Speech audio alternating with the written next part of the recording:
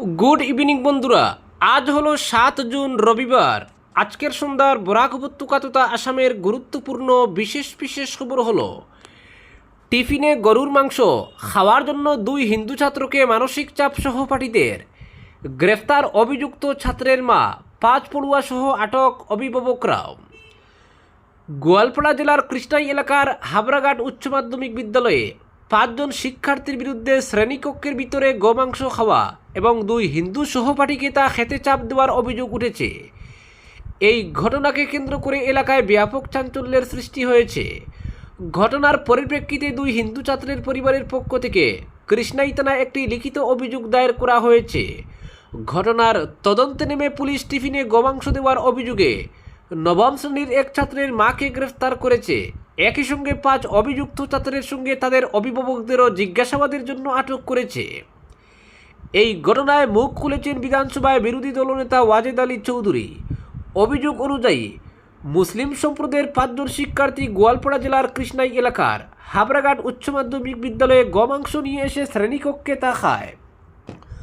অভিযোগ আরও, তারা 2 হিন্দু সহপাঠীকেও ওই মাংস খাওয়ানোর চেষ্টা করে, তবে ওই 2 শিক্ষার্থী তা খেতে অস্বীকার করলে তাদের উপর মানসিক চাপ সৃষ্টি করা হয় বলেও অভিযোগ। এদিকে যে 2 শিক্ষার্থীকে গোমাংস খেতে চাপ সৃষ্টি করার অভিযোগ উঠেছে, তাদের পরিবারের সদস্যদের দাবি বাড়ি ফিরে ছেলেরা ঘটনাটি তাদের অভিভাবকদের জানায়। তারা বলে 5 জন ছাত্র স্কুলে ওইসব মাংস নিয়ে আসে এবং তাদের তা খেতে বলে, তখন তারা ভয়ে ক্লাস ছেড়ে বেরিয়ে যায়। তারা স্কুলের শিক্ষকদের নজরে আনে বিষয়টি। এরপর শিক্ষকরা অভিযুক্ত ছাত্রদের কমন রুমে ডেকে পাঠান। ওখানে তাদের এই কাণ্ডের জন্য বোকাঝোকা করা হয়। পরবর্তীতে শিক্ষক এসে তাদের অর্থাৎ 2 হিন্দু ছাত্রের সঙ্গে কথা বলেন এবং ঘরে গিয়ে এইসব বলতে বারণ করেন। এতে অনর্থক ঝামেলা তৈরি হবে বলেও জানান শিক্ষকরা। 2 হিন্দু শিক্ষার্থীর পরিবারের সদস্যদের সাফ কথা, স্কুলে এ ধরনের খাবার আনা উচিত হয়নি ওইসব ছাত্রের। এই কাণ্ডের জন্য ওইসব ছাত্রের মায়েরাও অনেকাংশে দায়ী, কারণ তাদেরও বোঝা উচিত কোন খাবার স্কুলে আনা উচিত আর কোন খাবার আনা উচিত নয়। এর জন্য যারাই দায়ী তাদের আইনের আওতায় এনে শাস্তি দেওয়া উচিত। একই সঙ্গে স্কুলের শিক্ষকদেরও এই কাণ্ডের জন্য এক হাত নিয়েছেন 2 হিন্দু শিক্ষার্থীর পরিবারের সদস্যরা। পরবর্তীতে 2 ছাত্রের অভিভাবকরা কৃষ্ণাই থানায় একটি লিখিত অভিযোগ দায়ের করে ঘটনার তদন্ত এবং দোষীদের বিরুদ্ধে কঠোর পদক্ষেপ করার দাবি জানান। এদিকে ঘটনাটি প্রকাশ্যে আসার পর এলাকাবাসীর মধ্যে উদ্বেগ দেখা দিয়েছে। স্থানীয় বাসিন্দারা অভিযোগের নিরপেক্ষ ও পূর্ণাঙ্গ তদন্তের দাবি জানিয়েছেন। অভিযোগকারীরা স্কুল কর্তৃপক্ষের বিরুদ্ধেও অসন্তোষ প্রকাশ করেছেন। তাদের দাবি বিদ্যালয় প্রশাসন বিষয়টি যথাযথভাবে গুরুত্ব দেয়নি এবং ঘটনাটি গোপন রাখার চেষ্টা করেছে। ঘটনার সত্যতা সম্পর্কে মন্তব্য করতে গিয়ে কৃষ্ণাই থানার ভারপ্রাপ্ত কর্মকর্তা আনন্দ রাভা জানান, 2 শিক্ষার্থীর অভিভাবকরা ঘটনাটি নিয়ে থানায় একটি আনুষ্ঠানিক অভিযোগ দায়ের করেছেন। অভিযোগ পেয়ে পুলিশ তদন্তে নেমেছে। পুলিশ টিফিনে গোমাংস দেওয়ার অভিযোগে এক ছাত্রের মাকে গ্রেফতার করেছে। তাকে বিচার বিভাগীয় হেফাজতে পাঠানো হয়েছে। একই সঙ্গে 5 অভিযুক্ত ছাত্রের সঙ্গে তাদের অভিভাবকদেরও জিজ্ঞাসাবাদের জন্য আটক করেছে। বর্তমানে থানায় তাদের জেরা চালাচ্ছে পুলিশ। ক্রমবর্ধমান উত্তেজনার প্রেক্ষিতে গোয়ালপাড়ার জেলা কমিশনার প্রদীপ তিমুং এবং পুলিশ সুপার নবনীত মহন্ত বিদ্যালয় পরিদর্শন করেন এবং সংশ্লিষ্ট সব পক্ষের সঙ্গে আলোচনা করেন। প্রশাসনের পক্ষ থেকে ঘটনার নিরপেক্ষ তদন্ত এবং তদন্তের ভিত্তিতে প্রয়োজনীয় ব্যবস্থা গ্রহণের আশ্বাস দেওয়া হয়। জেলা কমিশনার ঘটনাটিকে দুর্ভাগ্যজনক বলে উল্লেখ করে অভিভাবকদের সন্তানদের স্কুলে কী ধরনের খাবার পাঠানো হচ্ছে সে বিষয়ে সতর্ক থাকার আহ্বান জানান। ভবিষ্যতে এ ধরনের ঘটনা এড়াতে স্কুলের টিফিনে মাছ বা মাংস জাতীয় খাবার না পাঠানোরও পরামর্শ দেন তিনি।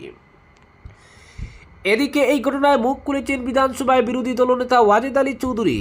তিনি বলেন, আমি সকালে সব কোটি খবরের কাগজ পড়লাম, কোথাও এমন খবর পেলাম না। জানি না আপনারা কোথা থেকে পেলেন এই খবর। তবে সেই সঙ্গে বিরোধী দলনেতা বলেছেন, স্কুলের টিফিনে এই মাংস আনা উচিত হয়নি। যিনি দিয়েছেন তিনি অন্যায় করেছেন। আমি আহ্বান জানাচ্ছি ভবিষ্যতে যাতে এমনতর ঘটনা না ঘটে। এ ব্যাপারে ছাত্রদের অভিভাবকদের বিরুদ্ধে আইনি পদক্ষেপ করা উচিত বলে মন্তব্য করেছেন ওয়াজেদ আলী চৌধুরী। পরবর্তী খবর, বেসরকারি নয় এখন সরকারি স্কুলেই বর্ষা। লক্ষ্মীরবন বিদ্যালয়ের সভায় অভিভাবকদের উপচে পড়া ভিড়। একসময় সন্তানের ভালো শিক্ষার জন্য বেসরকারি বিদ্যালয়ের দিকেই ঝুঁকতেন অধিকাংশ অভিভাবক, কিন্তু সময়ের সঙ্গে বদলেছে সেই চিত্র। শিক্ষার মান উন্নয়ন, সরকারি সুযোগ সুবিধা এবং বিদ্যালয়ের ধারাবাহিক সাফল্যে এখন সরকারি বিদ্যালয় হয়ে উঠছে অভিভাবকদের প্রথম পছন্দ। লক্ষ্মীরবন উচ্চতর মাধ্যমিক বিদ্যালয়ের অভিভাবক শিক্ষক সভায় অভিভাবকদের অভূতপূর্ব উপস্থিতি তারই বাস্তব প্রমাণ। শিক্ষার মান উন্নয়ন, বিদ্যালয় ও অভিভাবকদের মধ্যে সুসম্পর্ক গড়ে তোলা এবং শিক্ষার্থীদের সার্বিক উন্নয়নের লক্ষ্যে লক্ষ্মীরবন উচ্চতর মাধ্যমিক বিদ্যালয়ে এক বৃহৎ অভিভাবক শিক্ষক সভা অনুষ্ঠিত হয়।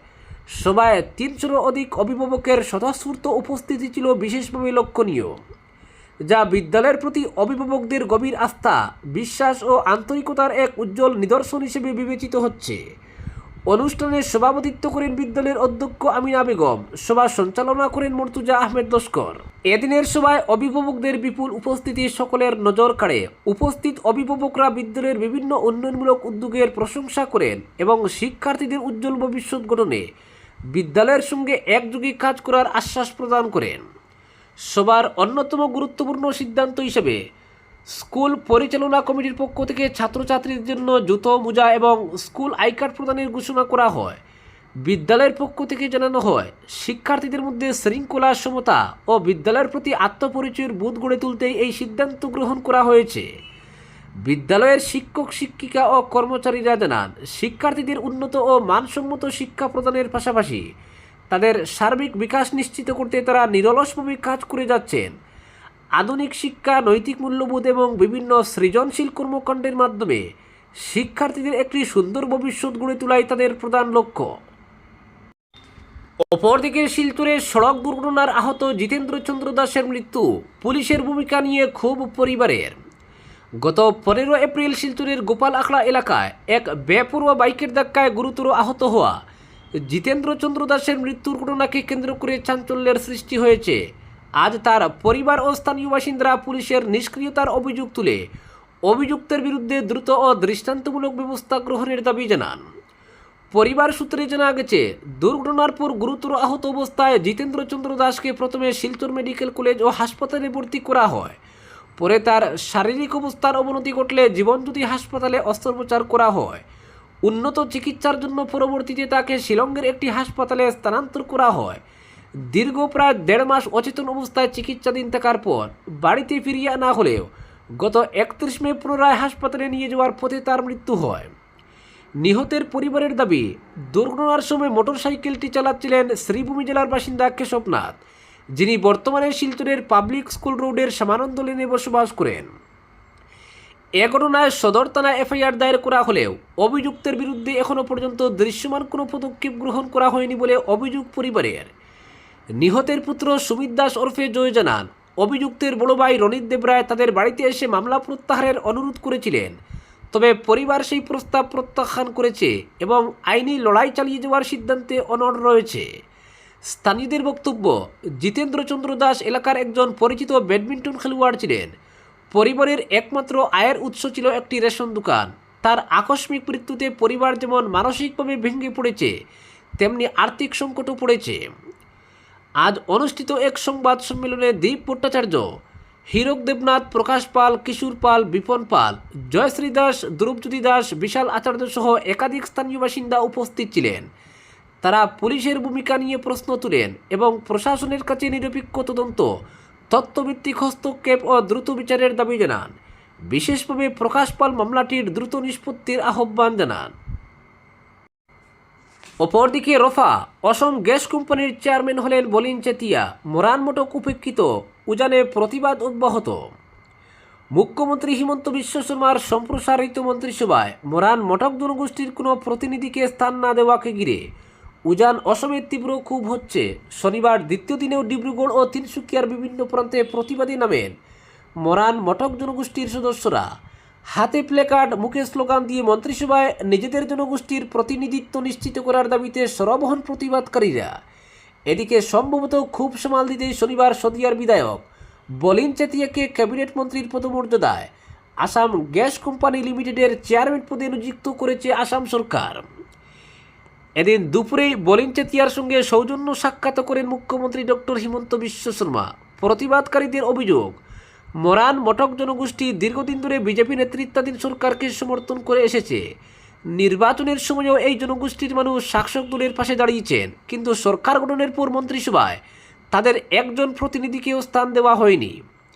এই সিদ্ধান্তকে তারা জনগোষ্ঠীর প্রতি অবহেলা ও রাজনৈতিক বঞ্চনা হিসেবেই দেখছেন। ডিব্রুগড়ে প্রতিবাদে অংশ নেওয়া একাধিক নেতা কর্মীর বক্তব্য, মরান মটক জনগোষ্ঠীর রাজনৈতিক, সামাজিক ও সাংস্কৃতিক গুরুত্ব উপেক্ষা করা চলবে না।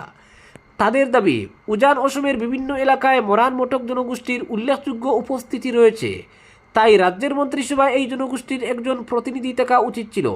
কিন্তু সম্প্রসারিত মন্ত্রিসভাতেও সেই প্রত্যাশা পূরণ না হওয়ায় ক্ষোভ ছড়িয়ে পড়েছে।